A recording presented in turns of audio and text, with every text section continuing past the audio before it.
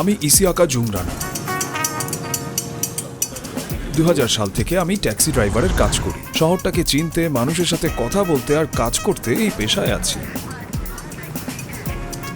কেবল ব্যাপারটা ঠিক কাজ করছে না, যথেষ্ট টাকাও আসে না, আবার কাজও বন্ধ করা যায় না, এরকমই চলছে।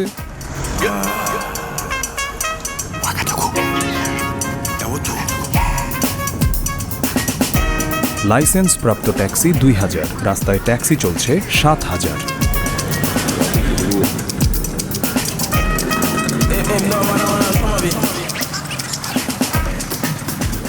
আমি 2005 সাল থেকে মার্সিডিজ চালাচ্ছি।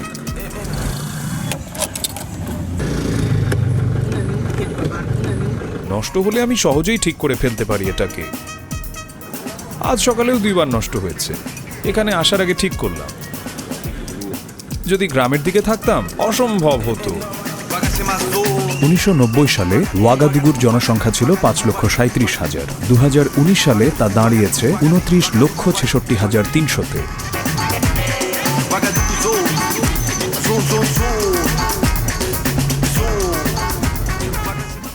অনেক মোটর সাইকেল এখানে, আর আমার ট্যাক্সির তেমন যাত্রী হয় না। বাস আছে, মোটো ট্যাক্সিও আছে, ওই যে ওরকম। আগে এসব এখানে ছিল না, এখন আমাদের কাজ কমে গেছে। অটো রিকশায়ও ভরে গেছে আমাদের এলাকা। ভালো যাত্রী হলে 10,000 থেকে 20,000 দেয়।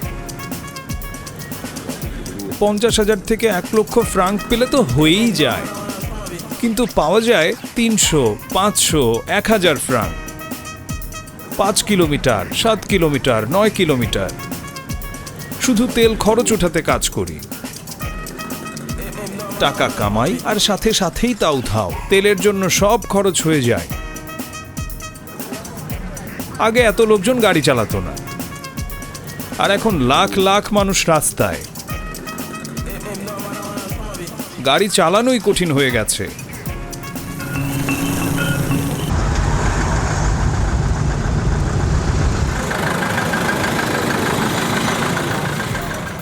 বারবার থামলে মার্সিডিজ সেটা মোটেও পছন্দ করে না। বয়স হয়েছে তো, 2 বার 3 বার থামলেই ইঞ্জিন গরম হয়। বুঝলেন তো, ইঞ্জিন গরম হয়। মার্সিডিজ এর একদমই গরম পছন্দ না। এমনকি আমি দুপুরবেলায় চালাইও না। দুপুরে ট্রাফিক জ্যাম লাগতে শুরু করে, অনেক অনেক জ্যাম। এজন্য সকালে চালাই, 10টা কি 11টা পর্যন্ত। কিছু টাকা কামালেই আমি বাড়ি চলে যাই, কারণ তখন গরম।